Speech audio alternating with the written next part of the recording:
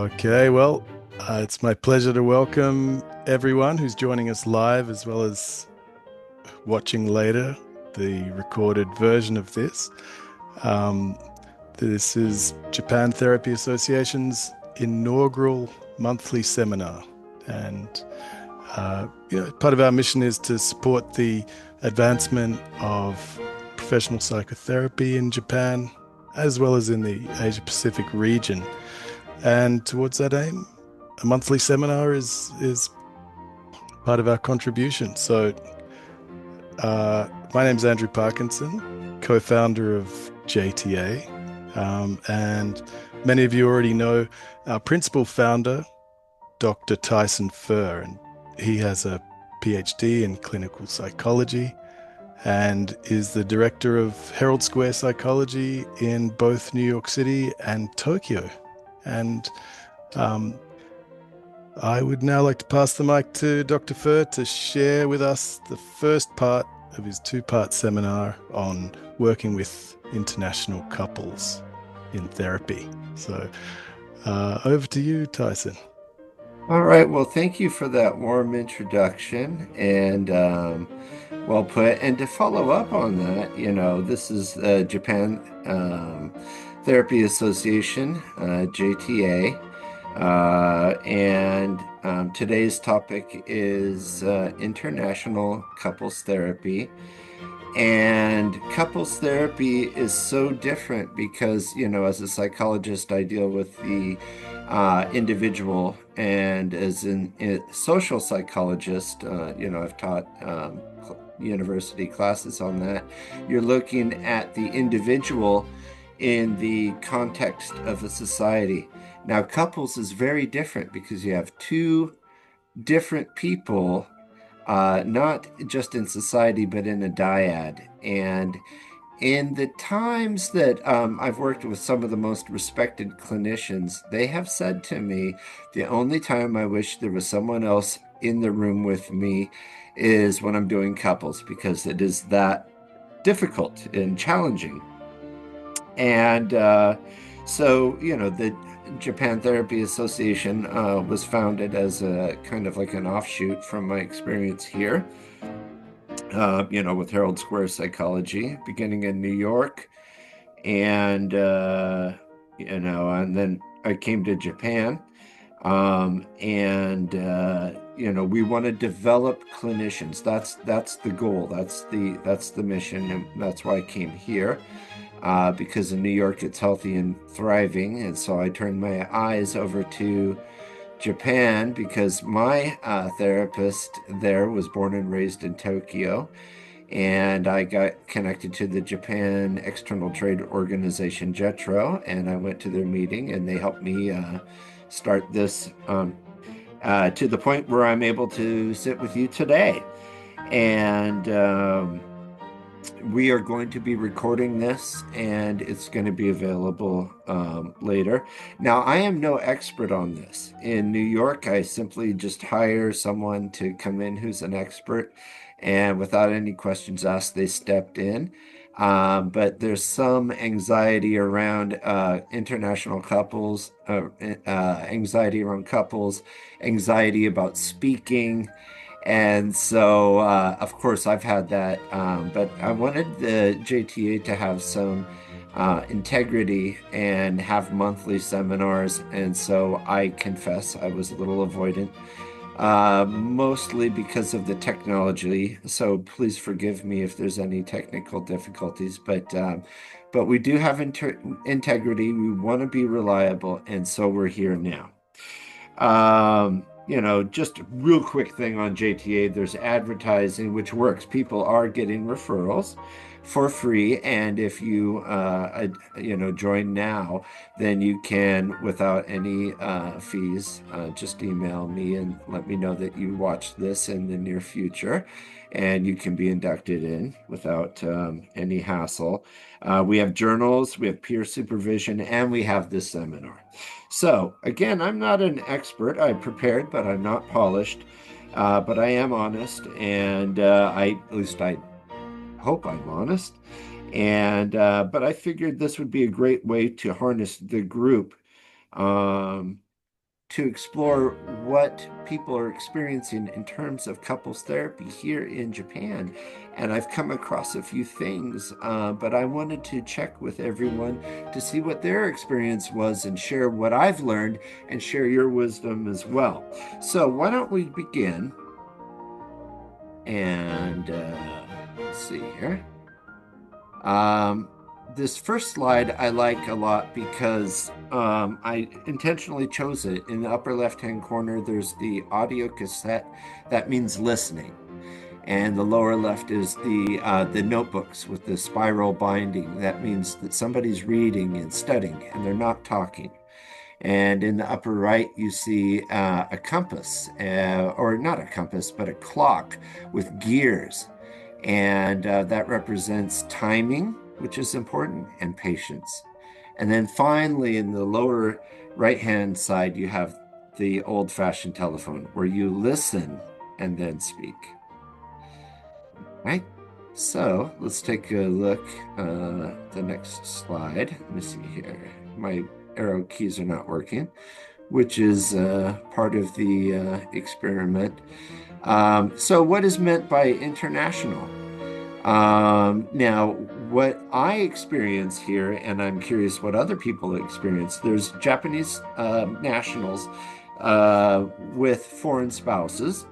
And then there's also foreign spouses living in Japan. For example, right now I have a Chinese couple, and they're going through all of the joys and challenges of living in a different country.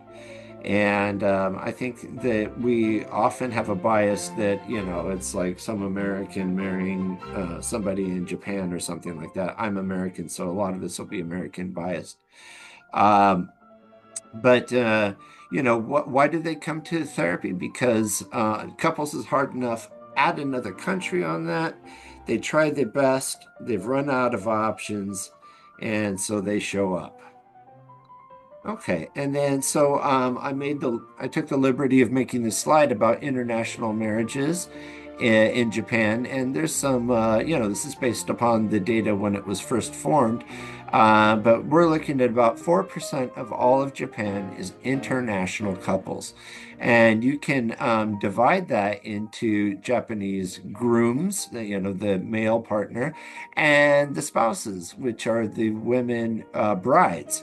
And they're different. And you'll see that on the left-hand side, the Japanese men tend to marry Vietnamese and Philippines more than half the time, and then Chinese and Thailand, and then it's 30%, which I think is a rather large representation, and 14% is other. Now compare that to the women. South Korea is growing, and America's very enormous, like in this particular scenario, which doesn't surprise me given all the service members and the interest in Japan from America. But also there's next door, there's China and Vietnam, and 20% other. And I was very surprised by that because that's a huge piece of that pie. So I did a deep dive. And we're looking at things like Brazilians and, French and Italians and Myanmar and that kind of thing. So it's really varied. But at the bottom there, you can see that the divorce rates, if you're just Japanese, it's 35%, which I consider to be high, versus international marriages, which divorce at a rate of 50%. That's 50-50, but it's even more subtle because the Japanese husbands and the foreign wives divorce even higher than the international marriages as a whole. So when you start to look at it, the Japanese men marrying an international partner divorce at a higher rate than anybody, and the Japanese wife and their foreign husbands are slightly below the international average, which just basically means that the international marriages are at a higher rate of risk. And, so why do they come to therapy? There's emotional distance maybe that develops in the couple. There's loveless or sexless marriages, which we'll talk about later. There's control, withdrawal, or silence, which will come down to the therapies we're talking about. The legal and cultural fear, children, divorce, and visas. I was shocked when one of my half Japanese, half diplomat from Central American married a Japanese woman, and there was a problem in the relationship. She called the police, much to his surprise. He was asked to leave, and she took custody of the kids without any legal proceedings and refused to speak to him. He was not able to speak to her except through the neighbor, which I found very interesting. And I'm very curious about the social aspect of that. Um, but yeah, he didn't know what to do legally, and he was drinking during the incident, and we cleaned him all up, and they're all getting better again. But when it comes to custody of the children, that is something that I wanted to highlight a little bit more because I think in about 2 months. Japan's going to change and there can be joint custody, whereas before it was just the wife. So I'm curious how the culture will respond to that. And of course, just like anybody else, there's feeling misunderstood and alone. And the international couples in Japan in general, growing international marriages. I'm not sure about that in the present day. Maybe that was true when this data was collected. And we addressed distinct demographics. But there's things like culture, language, systems, expectations that are all different for somebody coming from another country. And I'll get to the Disney love in a bit, but I want to stay focused in on the daily life cultural burdens. And, like one of the things that I've noticed is that in the West, there's a bias to kind of force open disclosure and being direct, where that doesn't seem to be as high in Japan amongst Japanese nationals. And the Japanese nationals tend to, this is my, again, I'm not an expert on this, so this is why I'm having the seminar. I wanted to know, is it true that when there's a conflict, the Japanese nationals tend to wait for the nervous system to reset and then speak. Whereas the Westerners like to strike when the iron's hot and talk it all out and hug and cry and all that. Um, and what's the result?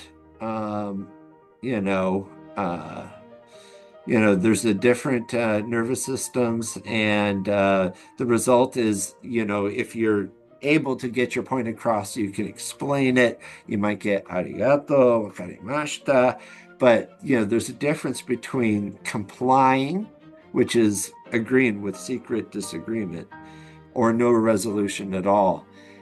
So how do we address that? All right.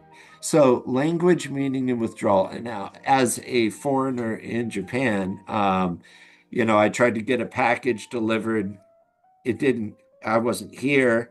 They gave me some choices to come back. And when I translated it, they gave me different time zones. And the last thing was no hope, which I associate with suicide. But I think what that meant, you know, in terms of what the expression was is that there was not a preference. But as an American, I'm going to hear that differently. And in a Japanese couple, when the stakes are high, these little misunderstandings can add up. And this term harmony, coming from where I come from, harmony is associated with peace and love and harmony, right? Like that, like there's a big rosy picture. And I think harmony in Japan refers to that sometimes, but I think it also means a lot like that clock on the beginning slide, that everybody is a cog in a machine, a social machine, and if everybody plays their part, everything works, or like an engine. As long as everybody fills their part and everything works together, yes, it harmoniously works. But that doesn't necessarily spell out happiness, which again, we'll get to a little bit later. Um, so the risk is withdrawal. And, there's a ministry of loneliness here in Japan that I'm not sure if a lot of people know about, and I would like to get some inroads there. But I wanted to address the roles in the dyad, assuming a heterosexual couple, a monogamous heterosexual couple, which we know in the world it varies. But in Japan, that's what we're going to go ahead and just assume to keep the conversation going. That the Western expectation is going to be verbal affirmation and physical affection. You see people hug and kiss on the train and say goodbye and all that stuff in many Western cultures, whereas it might be jarring to have them kind of become a little bit more distant in public. And I actually had a Japanese therapist from my New York office appear, and it was so interesting to see her because she had flipped back into Japanese mode. And so there's no hug, there's no hug hello or anything like that. Like she's in Japanese mode, which is funny because she lives in New York, and that's where I usually talk to her. Um, Now, the Japanese expectation of a man, like so for a man, like the physical affection and verbal affirmation is assumed from some cultures. But the cultural expectation here is the quiet breadwinner, right? The salary man, the emotional restraint, the calmness, the coolness, the keeping it together, to being the provider, the role. And if there's a problem, sometimes words are not used, maybe gifts or gestures are used. Um, and then romance after marriage and kids, well, things change because there's women's roles too. And the women's roles can quickly shift into a spouse or a mother role. And someone who was the head of TEL was sharing her experiences with she was a Japanese woman, and she explained to me that sometimes she sees couples and then a Western guy will be like, what happened? We got married and now she's kind of cold. What happened to the romance? And but there's a different thing. There's a shift on being the wife, the mother, the traditional expectations, which I think a lot of Westerners secretly envy. Um, but there's also a risk of being financially dependent on the husband. Again, the harmonious, we're working together. And less touch, less sex, and emotional affairs are not tolerated, but physical ones, there seems to be a gray area in culture. And that's all I'll say about that. For the purposes of keeping this discussion going, I wanted to check the time. So we've got set this timer here. Um, So for the purposes of this discussion, Japan does Disney probably better than America, but they also have Ghibli, and I think it's something accessible, but a good point to talk about in terms of the different understandings of love. Now, with Disney movies, we're used to like these like magic moments, the magic of Disney, this love that I'll get into a little bit, but I think of it from a psychoanalytic point of view because I was trained in psychoanalysis and CBT at the beginning in New York. New York is still, the East and West Coast still hold a lot of that stuff. And it's still present in a lot of the therapy you do.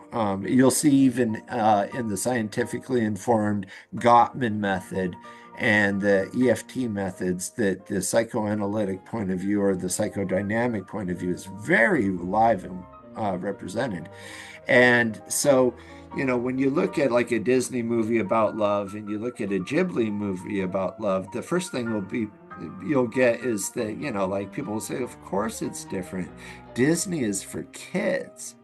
And I would take an exception to that because when it comes down to it, when you're born, you are dependent. You have to attach to somebody. You have to survive. And even if that attachment is not necessarily a healthy one, you attach to them.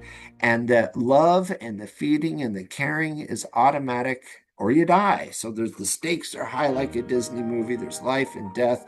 There's instant love, deep love. Your whole life depends on it. Um, and you're born with it. It's instant and there's attachment.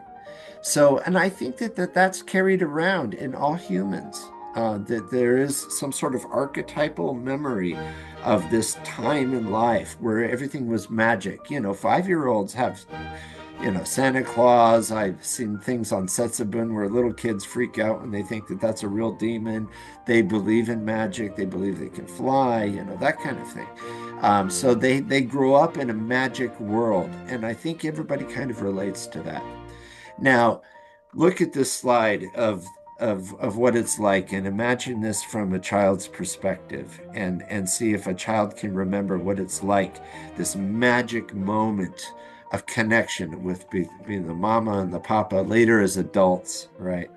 But you are the special one, and I've heard like kids say, oh, I could marry my mother, I could marry my father if I wanted to. I'll never leave them.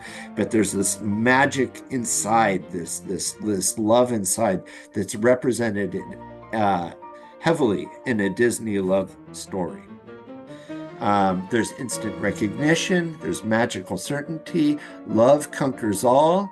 If there's death, if there's an evil witch, if there's an evil queen, the magic kiss solves everything.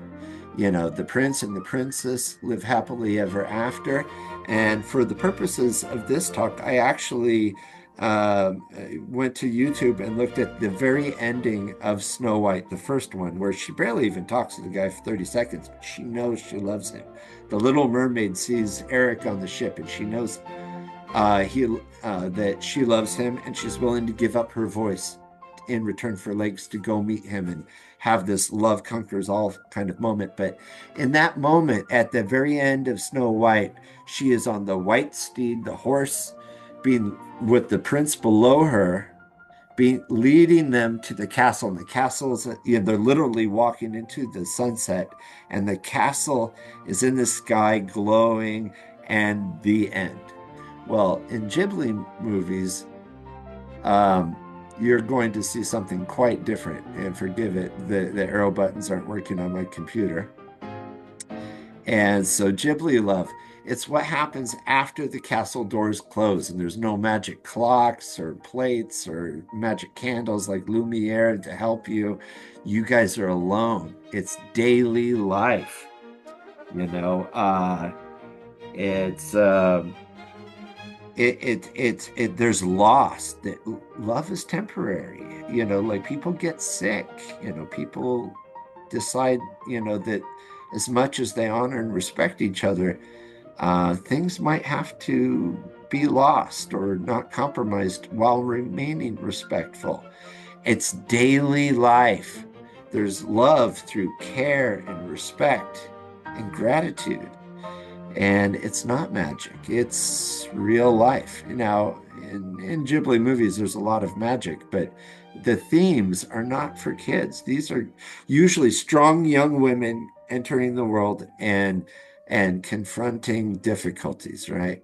Examples: in Spirited Away, there's a mutual rescue and gratitude. In The Wind Rises, there's love in loss. This woman has tuberculosis in a day when that would kill you. And, the time spent together is exactly what you would want in real life. I worked on a palliative care thing where people were going to die, and I thought, well, what do I do with these people? The same thing I do with anybody. You figure out how you want to enjoy the time that you have, and they do that. And the Princess Momonoke I haven't really seen that one, but as I understand, there's a strong woman character, there's this other guy, and they're kind of like enemies, but they grow to respect each other through hard-won experiences together. And there's a parting of the ways and respect without changing the other person. Totoro, there's the quiet support. The longest part of that film is the young daughter, shouldering the responsibility of the little girl May in the rain, waiting for their papa, waiting for the parent to return, which we'll get back to in EFT. And and Totoro always shows up when there is grave challenge in life. And grave not as in life and death, but grave as in deep, profound. And Kiki, is also kind of an interesting story where things change and there's challenges, but there's a depiction subtly in there of secure routine partnership that is, you're not going to see this in a Disney movie the same way. And I forget these characters' name. I believe the pregnant mother who literally has a bun in the oven. They run a bakery, Osono, and then the husband doesn't have a lot of like social skills. He's not like a people person. He's not going to go on tour or anything like that. He's not, he doesn't have a big cheerleading. He's quiet. He's dependable. He's reliable. He's respected. People recognize that about him.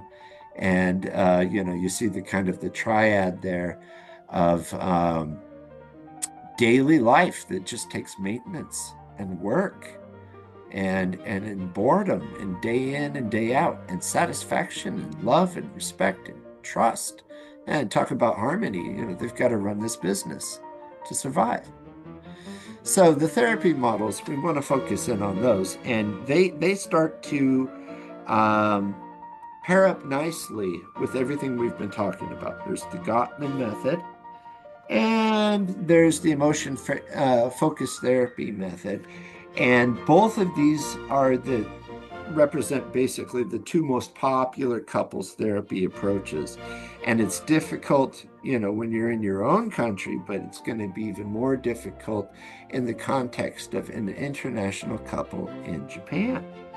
And so, when we talk about the first one, Gottman, let's take a look here.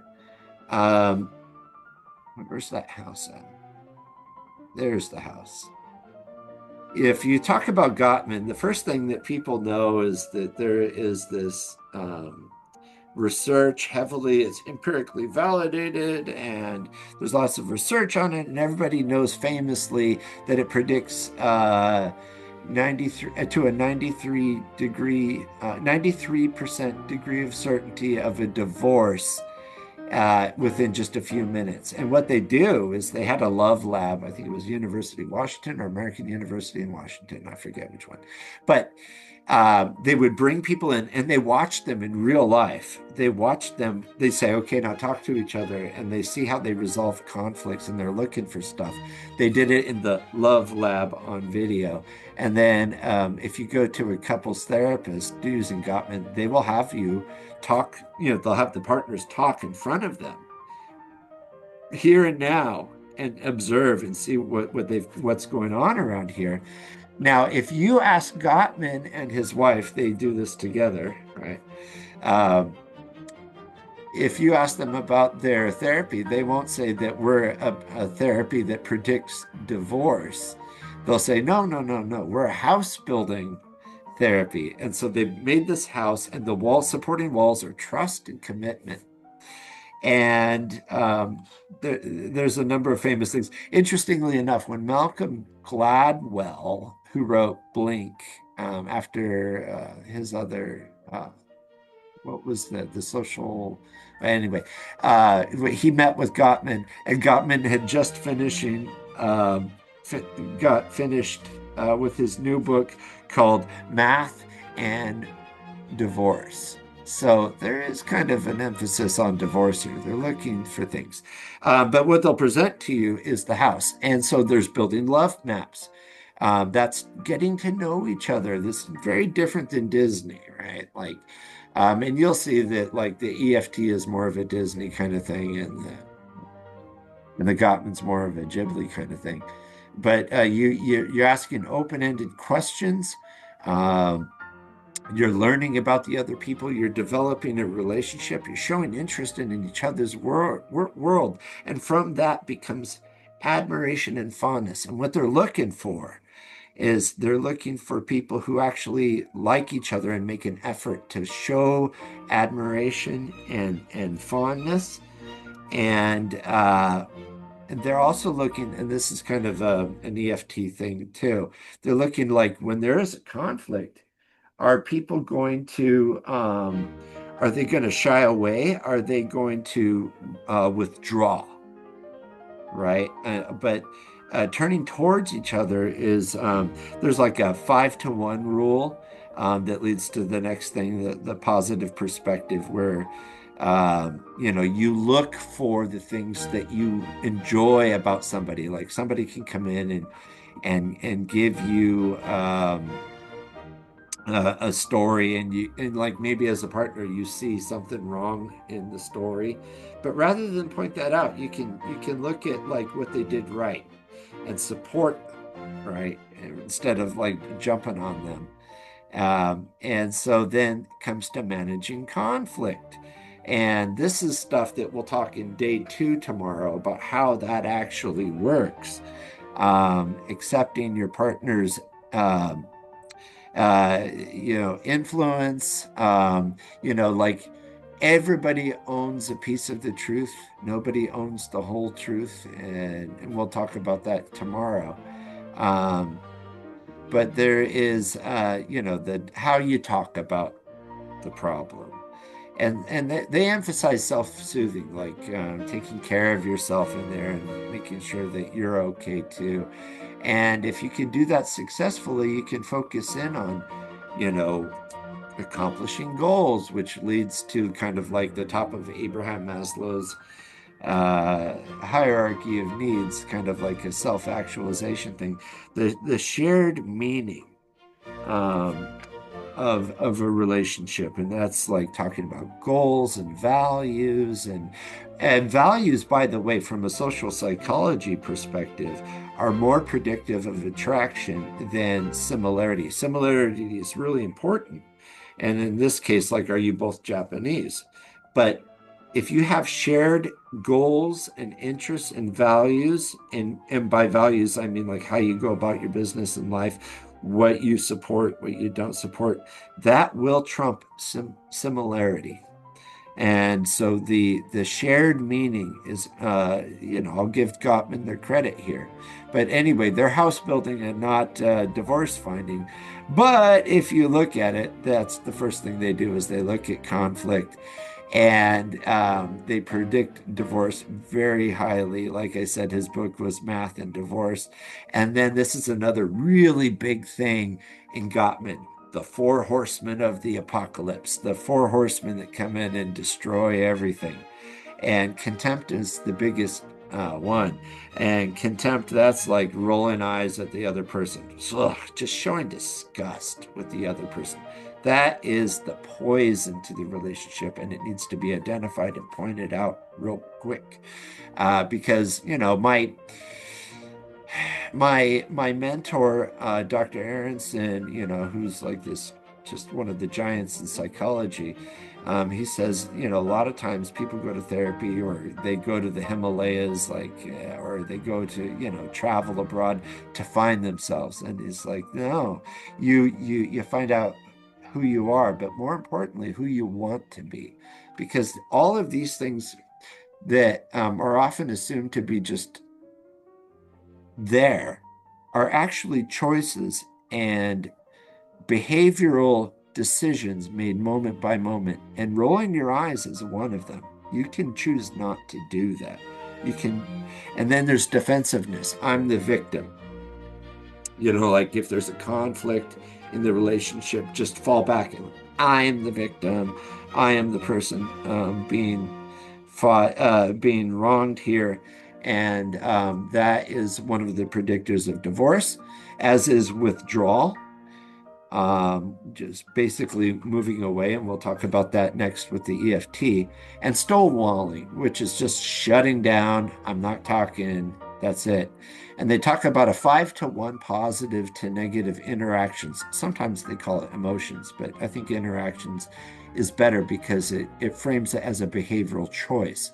So they are looking for things that happened that were positive in the relationship in terms of like showing all of those other things on the house, like looking for like something valuable in the other person, affirming the other person, versus so you want five of those for everything that went kind of like not so great in that interaction. And, at the very end of the day, there's meaning and trust. Now, EFT, that's the other big one. And I think it should be called attachment emotion focused based therapy. And the core question is, are you there for me? Now, this all started out with John Bowlby, one of the psychoanalytic people, and he founded the attachment version of theoreticians. And someone translated that into an actual experiment called the strange situation. And I'm sure many of you have heard of that, where they start out with a room at a lab and they have a mother and a child, a young child, like a 2-year-old. And then at some point, the mother's out of the room and the stranger's in there with the child. And then the next phase is the mother returns, the stranger is gone, and then you watch to see how the child responds to the mother coming back. Are you there for me? Right? And then they came up, they did a cluster analysis and came up with 4 different kinds of attachment types. There's secure, like, Mom, I'm glad you're back. Yeah, right?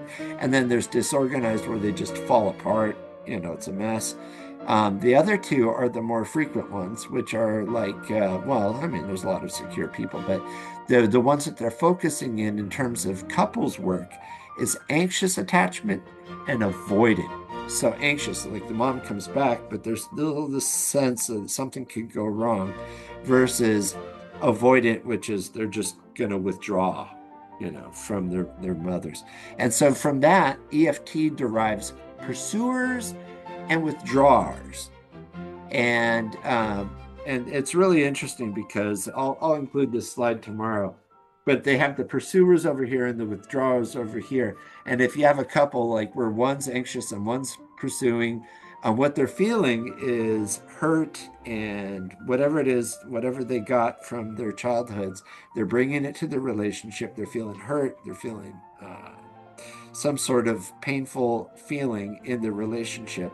And that translates, but they're not going to show you the hurt. What they're going to show you is the anger, the resentment, the jealousy, or whatever it is.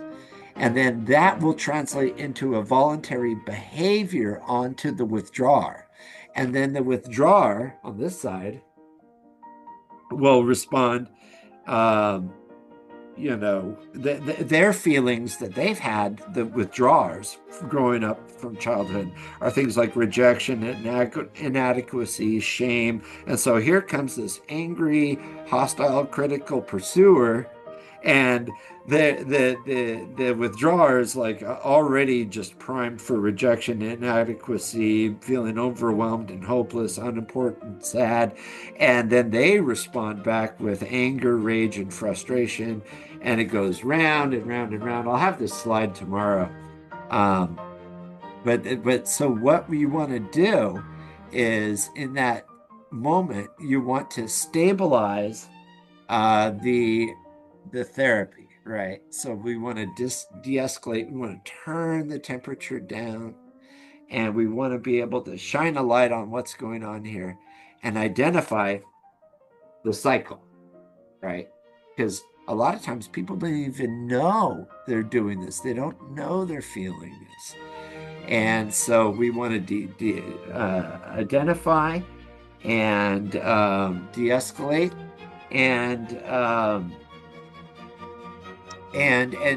identify those cycles, so that people can then, number 2, bond, which means express the hidden safety needs. So they're showing you the anger, resentment, and all that stuff. Underneath each one of these people, dependent on their attachment style, is feeling something else. And can we teach them to shine a light on that, to identify it, whether they know it or not, to bring it in there. The therapist gently brings those feelings to the surface in front of the other person. So a discussion, so an identification is possible, right? And can that person accept this part that they're not showing to the partner? Can they articulate it? Can they describe it, what it's like, what they're feeling, and then how that manifests in their behavior? It manifests in their emotions, and how that emotion manifests into a behavior, creating a cycle. And then you can get three. You can consolidate all of that, and then you can make conscious choices to like identify, express, anticipate your response to those internal feelings in the presence of the other person, and circumvent the behavior that results from that, which then leads to the other person who can say, wait a minute, I want to pause there and say, this is what I'm actually feeling. I'm showing you the rage, but this is what I'm actually feeling, and how they experience that. And then there's choices. There's a fork in the road that opens up. There's a choice. You can go down, business as usual avenue, or you can go and experiment and be a little trusting lane. So in a nutshell, these are the two major schools of thought when it comes to couples therapy. So, having said all that,